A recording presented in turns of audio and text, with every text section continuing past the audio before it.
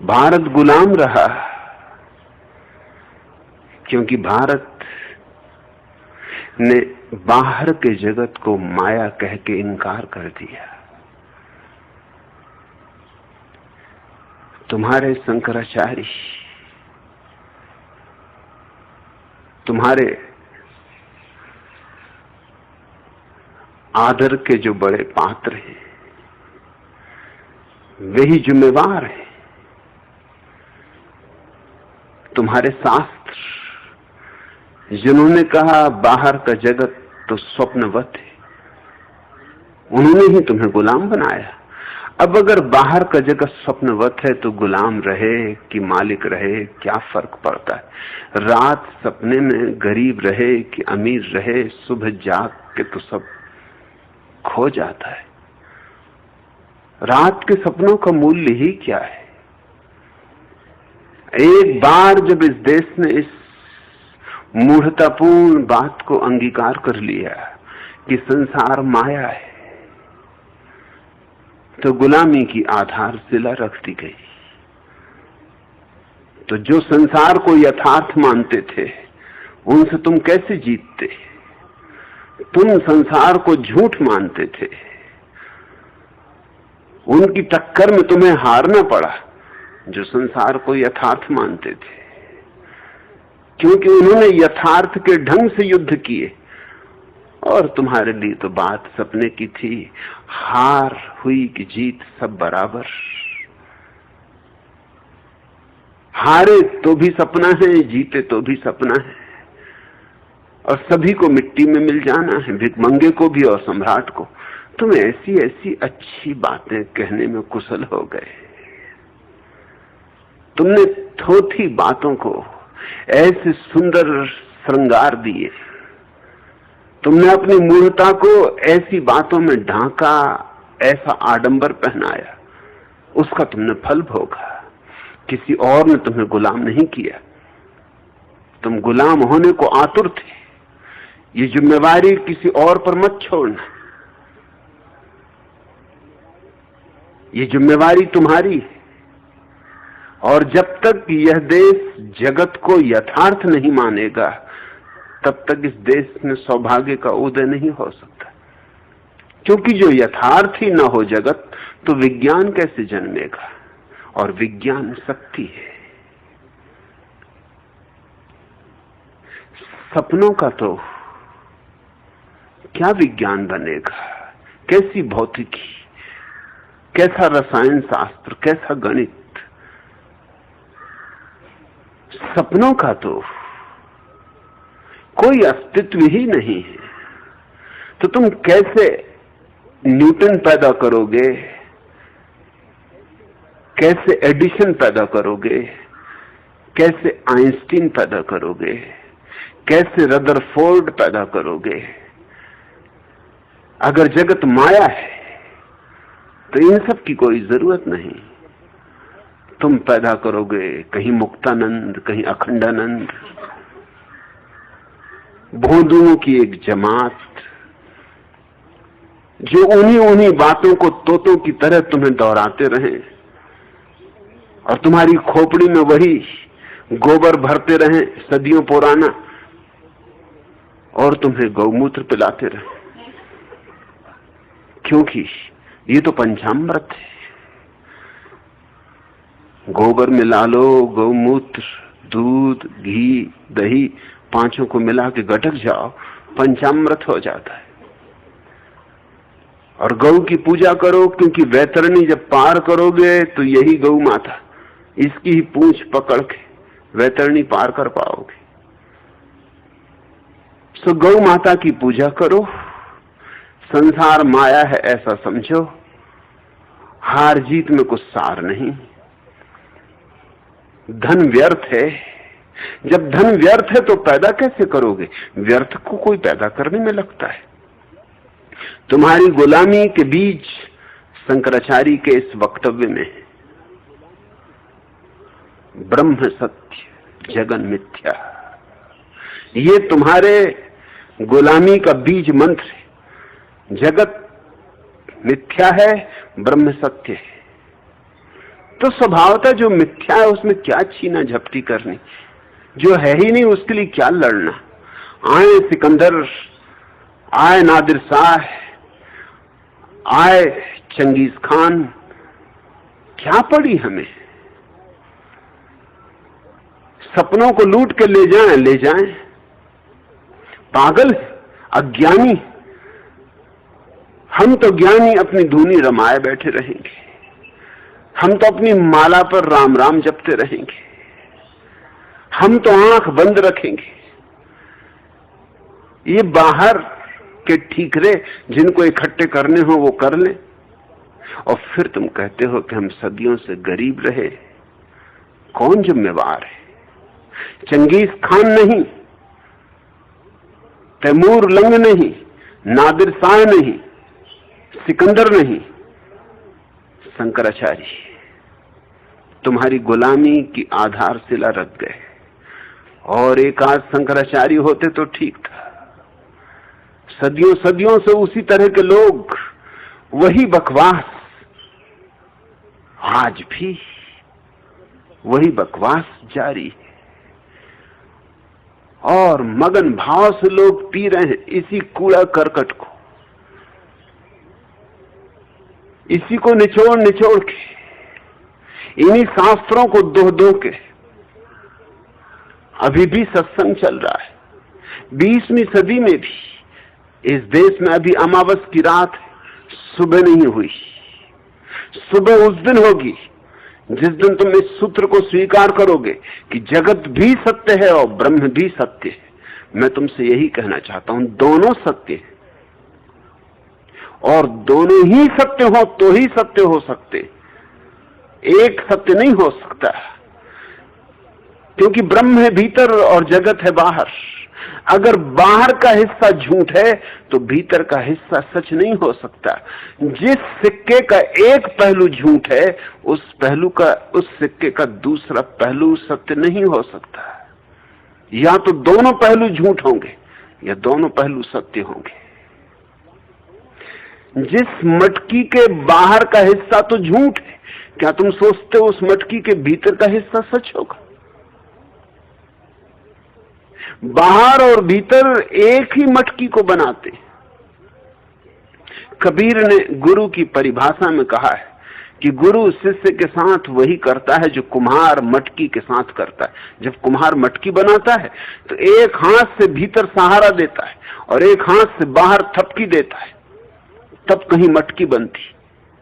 भीतर भी सत्य है, उसको भी सहारा देना है, और बाहर भी सत्य है, उसको भी थपकी देनी, तब कहीं मटकी का आकार आता है, तब कहीं मटकी निर्मित होती। हम एक अत्यंत मूर्खतापूर्ण, जड़तापूर्ण दार्शनिकता से परेशान रहे। भीतर तो सत्य है और बाहर मिथ्या। अगर बाहर मिथ्या है तो भीतर यानी क्या? जब बाहर है ही नहीं तो भीतर क्या होगा? भीतर कुछ भी हो सकता है तो बाहर के संदर्भ में ही हो सकता है। हम इस तरह की बकवास कर रहे हैं कि जैसे तख्ता तो झूठ है और तख्ते पर लिखे हुए अक्षर सत्य। जब तख्ता ही झूठ है तो उस पर लिखे अक्षर कैसे सत्य होंगे? जब देह ही झूठ है तो देह के भीतर विराजमान चेतना कैसे सत्य होगी? झूठ के भीतर सत्य कैसे विराजमान हो सकता है? अगर जगत झूठ है तो उसको बनाने वाला कैसे सत्य हो सकता है? उसको चलाने वाला कैसे सत्य हो सकता है? जगत तो झूठ है, लेकिन ब्रह्मा विष्णु महेश की पूजा चल रही, जय जयकार चल रहा है, क्योंकि उन्होंने संसार बनाया, और संसार मिथ्या है। जो है ही नहीं उसको बनाया कैसे? जो है ही नहीं उसको बनाया क्यों? और जो है ही नहीं उसको बनाने वाले कैसे हो सकते? किसको धोखा दे रहे हो? ये तो यूं हुआ जैसे स्कूल में एक शिक्षिका ने अपने बच्चों को कहा कि जो भी तुम्हें बात प्यारी हो उसकी तस्वीर बनाओ, और और सारे बच्चों ने तस्वीर बनाने में घंटों लिए। एक छोटा बच्चा, टिल्लू गुरु, चंदूलाल मारवाड़ी का बेटा, एकदम उठ के खड़ा हो गया और उसने कहा ये रही तस्वीर। शिक्षिका भी हैरान हुई। अभी वो कह भी नहीं पाई है पूरी बात, तो तस्वीर बन भी गई। उसने टिल्लू गुरु की तस्वीर देखी, वहां कुछ भी न था, कोरा कागज था। उसने कहा किस चीज की तस्वीर है? टिल्लू गुरु ने कहा ये आधुनिक कला है, जरा गौर से देखिए। गाय खेत में चल रही है। शिक्षिका ने कहा यहां तो कोई खेत दिखाई पड़ता नहीं। अरे खेत हरा होता है और ये तो कोरा सफेद कागज। टिल्लू गुरु मुस्कुराए, जैसा कि ज्ञानियों को मुस्कुराना चाहिए, इसलिए तो उनका नाम टिल्लू गुरु।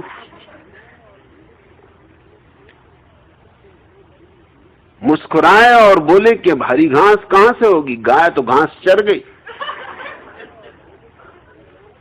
शिक्षिका ने पूछा चलो ये भी ठीक कि गाय घास चर गई, मगर गाय कहां है? टिल्लू गुरु और भी मुस्कुराए। उन्होंने कहा जब गाय घास चर गई तो घर चली गई। अब गाय यहां क्या भाड़ झोंकेगी? अब जब घास ही नहीं बचा तो गाय क्यों रोके? न गाय है न घास है, और तस्वीर पूरी हो गई। और परमात्मा ने ये विराट सृष्टि रची हो, ये सब मिथ्या है, न गाय न घास। और परमात्मा महान सर्जक है, खूब आधुनिक कला जानता है तुम्हारा परमात्मा। जिन्होंने तुम्हें समझाया कि जगत झूठ है, उन्होंने तुम्हारे पैरों के नीचे से जमीन खींच ली। उन्होंने तुम्हें नपुंसक बना दिया, उन्होंने तुम्हें दीन बना दिया, हीन बना दिया, और उन्हीं की तुम अभी भी पूजा किए चले जा रहे हो।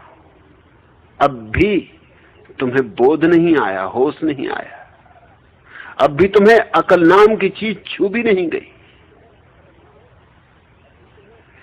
पहली तो बात है कि जगत सत्य है, और जगत सत्य हो तो फिर जगत से ऊर्जा निर्मित होती, फिर जगत की ऊर्जा को काम में संलग्न किया जा सकता है, फिर जगत की ऊर्जा को संपत्ति में बदला जा सकता है, फिर विज्ञान होगा, तकनीक होगा, उद्योग होंगे।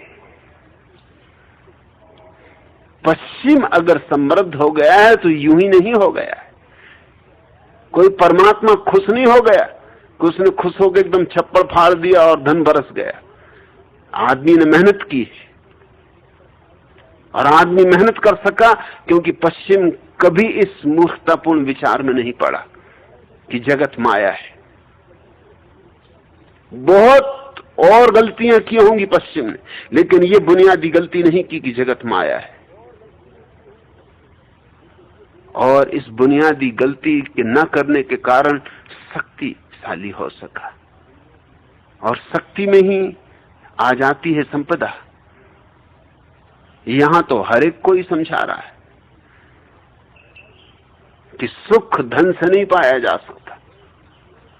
चाहे जिस सत्संग में चले जाओ, जैनों का सत्संग हो कि हिंदुओं का सत्संग हो कि ईसाइयों का सत्संग हो कि मुसलमानों का सत्संग हो, इस देश में तो जो भी सत्संग चल रहे हैं वो एक ही बात समझा रहे हैं, सुख धन से नहीं खरीदा जा सकता।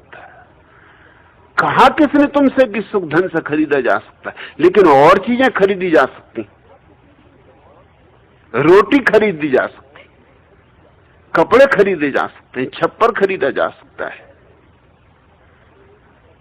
और सुख तो बहुत बात की जरूरत है। पहले रोटी तो चाहिए, कपड़े तो चाहिए, छप्पर तो चाहिए।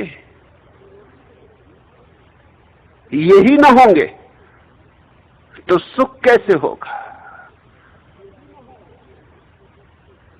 माना कि धन से सुख नहीं खरीदा जा सकता, लेकिन धन से वे चीजें खरीदी जा सकती हैं जिनके बिना सुख कभी नहीं पाया जा सकता। मैं तुमसे ये दूसरा सत्य भी बहुत स्पष्ट भाषा में कह देना चाहता हूं। धन से सुख नहीं खरीदा जा सकता, लेकिन धन के बिना भी सुख की संभावना नहीं बचती। जिनने तुमसे कहा है धन से सुख नहीं खरीदा जा सकता, उनसे तुम ये पूछो कि क्या निर्धनता से सुख खरीदा जा सकता है? ये सवाल ही कोई नहीं पूछता। क्या निर्धनता से सुख खरीदा जा सकता है?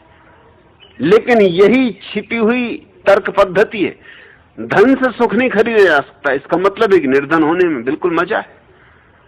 क्यों चिंता में पड़ते हो धन की, जब धन से सुख मिलना ही नहीं और न मालूम कितनी अशांति, चिंता, विचार पैदा होंगे। इससे तो निर्धन होना अच्छा। तो महावीर ने धन छोड़ दिया, इसलिए हम पूजा करते महावीर की। तो फिर दरिद्रता के लिए क्यों रोते हो? बुद्ध ने महल छोड़ दिए, इसलिए हम पूजा करते बुद्ध की। तो फिर दरिद्रता के लिए आंसू क्यों बहाते हो? तो तुम ज्यादा धन्यभागी हो बुद्ध और महावीरों से। उनको तो बेचारों को धन छोड़ना पड़ा। भगवान की तुम पर बड़ी अनुकंपा है, तुम्हें दिया ही नहीं, तुम्हें पहले से ही बुद्ध और महावीर की स्थिति में पैदा किया। महावीर को तो कपड़े छोड़ने पड़े, इतनी चेष्टा तो करनी ही पड़ी। वो काम भगवान ने तुम्हारे लिए पहले ही कर दिया, बिना ही कपड़ों के भेज दिया। महावीर को तो उपवास करके बड़ी मेहनत से साधना करनी पड़ी। इस देश में आधे देश को तो भगवान उपवास करवा ही रहा है। जिनको उपवास नहीं करवा रहा वो भी कम से कम एकासन कर रहे हैं, एक ही बार भोजन लेते। भोजन भी ज्यादातर कचरा है, जिसमें ना तो पौष्टिकता है, न वे सूक्ष्म तत्व हैं जिनसे बुद्धि विकसित होती, जिसमें बुनियादी रूप से कमी है, जिसमें वैज्ञानिक रूप से अभाव है। मगर धन से सुख नहीं खरीदा जा सकता। इसलिए धन के पीछे क्यों दौड़ना, इसलिए धन को पैदा करने में क्यों लगना। और धन में है ही क्या? अरे हाथ का मैल है, क्या क्या बातें। और अब भी तुम इन बातों को सुन रहे हो। 3000 4000 साल से ये बकवास चल रही, इसका फल भी खूब भोगा। सारी जिंदगी कांटों से छिद गई। जहां फूल की सैयाएं हो सकती थी, वहां कांटे ही कांटे बिछ गए। और अभी भी तुम्हें ख्याल है इस बात का कि भारत को अपनी निजता, और तुम्हारी निजता क्या है? तुम निजता को खोजने कहां जाओगे? तुम इसी सड़े गले अतीत में अपनी निजता को खोजोगे, इन्हीं शास्त्रों में, इन्हीं गुरुओं में, इन्हीं पाखंडियों में, इन्हीं ऊंची ऊंची बातों करने वालों ने, जिन्होंने तुम्हें गड्ढों में गिरा दिया है। बातें तो की आकाश की, लेकिन पहुंचा दिया पाताल में। बातें बड़ी प्यारी, लेकिन परिणाम बड़े कष्टपूर्ण। क्या तुम्हारी निजता? तुम्हें थोड़ी अपनी निजता खोनी होगी। ये अतिशय निजता का आग्रह घातक सिद्ध हुआ है, अब और नहीं, बहुत हो चुका। तुमने पूछा, भारत के लोग सदियों से गुलाम और गरीब रहने के कारण भयानक हीनता के भाव से पीड़ित, मगर कौन इन्हें गरीब कर रहा है? कौन इन्हें दीन कर रहा है? कौन इन्हें दास बना रहा है? तुम्हारी मनोवृत्ति अभी भी पीछा नहीं छोड़ रही। महात्मा गांधी दरिद्रों को नया नाम दे गए, दरिद्र नारायण।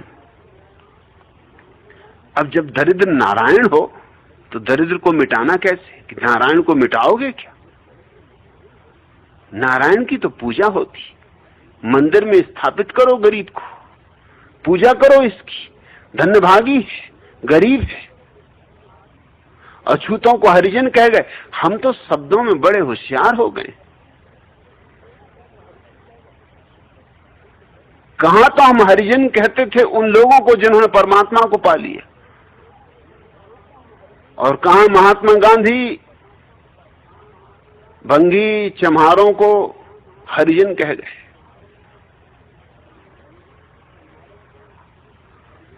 हरि को तो जाना नहीं और हरिजन हो गए। इससे तो अछूत शब्द अच्छा था, उसमें दंश था, पीड़ा थी।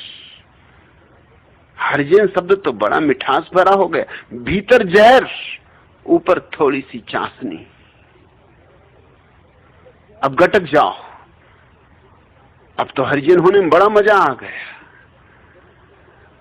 दरिद्रता को मिटाना है कि पूजा करनी है उसकी? दरिद्र नारायण, तो मंदिर बनाओ। रविन्द्रनाथ ने कहा है, मेरा परमात्मा तो वहां है जहां मजदूर पत्थर तोड़ रहा है। मेरा परमात्मा तो वहां है जहां किसान भरी दोपहरी में जब सूरज आग बरसाता है तो अपने खेत में बीज बो रहा है।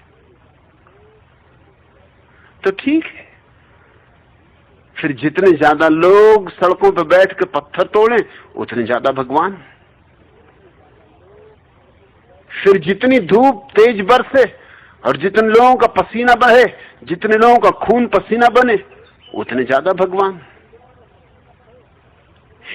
इस सारी रुग्ण अवस्था को श्रृंगार दे दे के, सजा सजा के बचा रहे हो।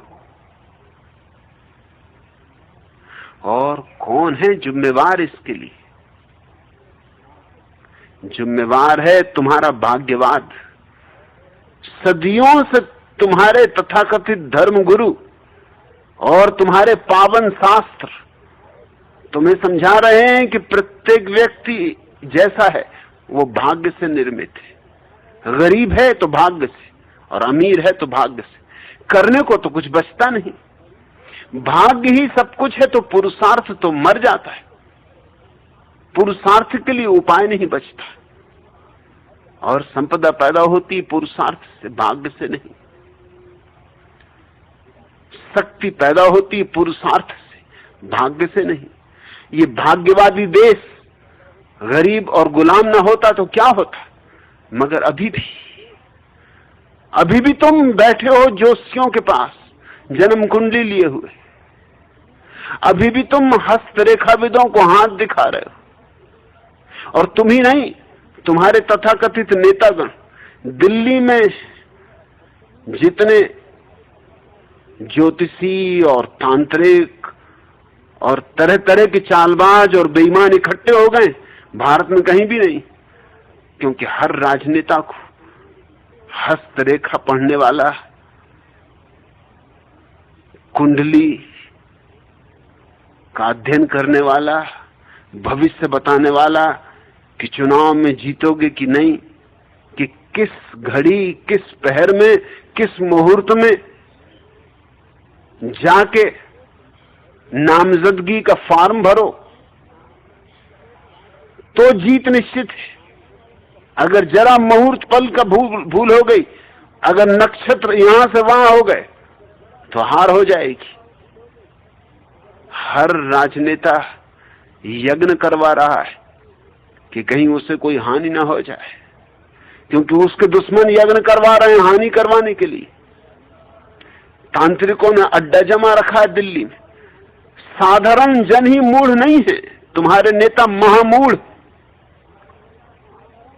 और फिर भी तुम किस निजता की बात कर रहे हो? ये भाग्यवाद जला डालो, और जहां जहां भाग्यवाद की लकीरें मिलती हों जिन जिन शास्त्रों में, उनको भी खाक कर दो, उनसे छुटकारा कर लो। अगर भाग्य रहेगा तो भारत का दुर्भाग्य जारी रहेगा। ये भाग्य की धारणा ही महाजहर की तरह है, जो हमारे रक्त मांस मज्जा में समाविष्ट हो गया है। तुम गरीब इसलिए नहीं हो कि तुम्हारे भाग्य में विधाता ने लिख दिया कि तुम गरीब रहो। तुम गरीब इसलिए हो कि तुमने ये भाग्य की धारणा पकड़ ली। और भाग्य की धारणा पकड़ना सुगम मालूम पड़ी, क्योंकि पुरुषार्थ तो करना पड़ता है, श्रम करना होगा, चेष्टा करनी होगी, संघर्ष करना होगा, जूझना पड़ेगा प्रकृति से। भाग्य में आलस्य है, कुछ करने की जरूरत नहीं, अब जो होना है वही होगा।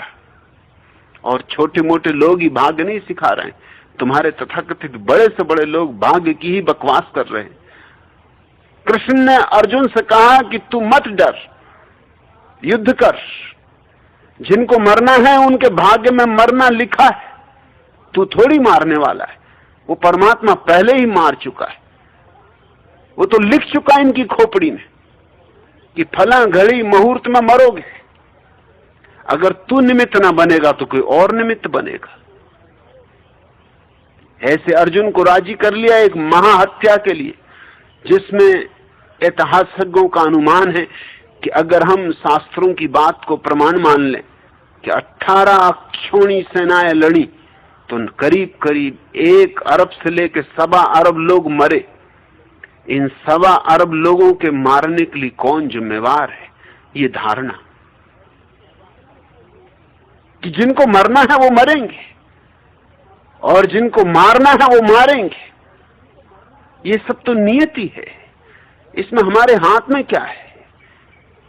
जहां नियति की धारणा ऐसी छाती पे बैठी हो चट्टान की तरह, वहां गुलाम ना होगे तो क्या होगे? नियति की धारणा का अर्थ ही गुलामी। मैं तुमसे कहना चाहता हूं, तुम कोरा कागज लेके आते हो, तुम्हारा भाग्य कोरा कागज, फिर तुम्हें ही उस पर अपनी लिखावट लिखनी होती। फिर जो चाहो लिखो, गालियां लिखनी हो गालियां लिखो, और भजन लिखने हो तो भजन लिखो, गरीबी लिखनी हो तो गरीबी लिखो, अमीरी लिखनी हो तो अमीरी लिखो। तुम कोई नियति लेके पैदा नहीं होते। प्रत्येक बच्चा शून्य की तरह पैदा होता है, निराकार से आता है, निराकार आता है, फिर स्वयं को आकार देता है, फिर स्वयं का निर्माता होता है। कोई भाग्य नहीं है। भाग्य की विडंबना बहुत हो चुकी। और तुम अगर कहते हो कि गुलामी और गरीबी के कारण भयानक हीनता के भाव से पीड़ित, तो तुम गलत कहते हो। तुम भयानक हीनता के भाव से पीड़ित रहे इसलिए गुलाम हुए, इसलिए गरीब हुए। तुम बैलों को गाड़ी के पीछे न बांधो। मृत्युंजय देसाई, ठीक से देखने की कोशिश करो। हीनता का भाव तुम में पुराना है, गरीबी बाद में आई, गुलामी बाद में आई। हीनता का भाव भाग्य में ही निर्भर है। क्या कर सकते हैं हम? अवश्य विवश, वहीं से हीनता पैदा हो जाती। फिर हीनता का भाव पैदा होगा तो तुम किसी न किसी के पीछे चलोगे, या तो अपने अतीत का अंधानुकरण करोगे, अपने पंडित पुरोहितों का अंधानुकरण करोगे, अपने राजनेताओं का अंधानुकरण करोगे। लेकिन करोगे अंधानुकरण, क्योंकि हीन व्यक्ति कर क्या सकता है? उसकी सामर्थ्य कितनी? वो तो हमेशा किसी का पल्लू पकड़ के ही चलेगा। उसके लिए तो आगे कोई चाहिए, नहीं तो वो इंच भर ना हिलेगा। वो तो लकीर का फकीर होगा, वो तो लीक पे चलेगा, वो तो भेड़ है, आदमी नहीं। और अगर इसमें ही चुनना हो कि भारत के सड़े गले अतीत का पल्लू पकड़ के चलना है कि पश्चिम का पल्लू पकड़ के चलना है, अगर इन दो ही विकल्पों में चुनना हो तो मैं कहूंगा पश्चिम का पल्लू पकड़ के चलना ज्यादा बेहतर। कम से कम नया तो होगा। हालांकि मैं नहीं मानता हूं कि ये दो ही विकल्प है, तीसरा भी विकल्प है, और मैं तीसरे विकल्प की चर्चा करूंगा। लेकिन अगर दो ही विकल्प हों तो मैं कहूंगा ये बेहतर है कि पश्चिम का अंधानुकरण करो, अगर अंधानुकरण ही करने की जिद किए बैठे हो। ये मैं नहीं सुझा रहा हूं कि अंधानुकरण करो, मैं तो ये कह रहा हूं कि अंधानुकरण ही करना हो तो मनु महाराज की बजाय आइंस्टीन का अंधानुकरण करना बेहतर है। मैं तो ये कह रहा हूं कि अगर अंधानुकरण ही करना हो तो कोक शास्त्र की बजाय सिगमंड फ्रायड का अंधानुकरण बेहतर। मैं तो ये कह रहा हूं अंधानुकरण ही करना हो तो बैलगाड़ी के पीछे चलने की बजाय हवाई जहाज में सवार होना बेहतर।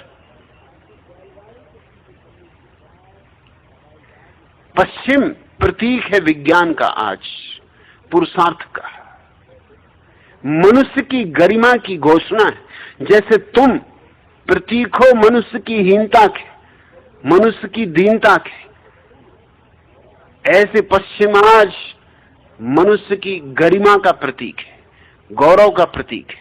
मनुष्य ने जूझ कर जो पाया है उसका प्रतीक है। लेकिन यही दो विकल्प नहीं है, इसलिए मेरी बात को गलत मत समझना। मैं नहीं कह रहा हूं कि पश्चिम का अंधानुकरण करो, मैं तो कह रहा हूं अंधानुकरण करो ही मत। और अब पूर्व पश्चिम का भेद मिटाना है।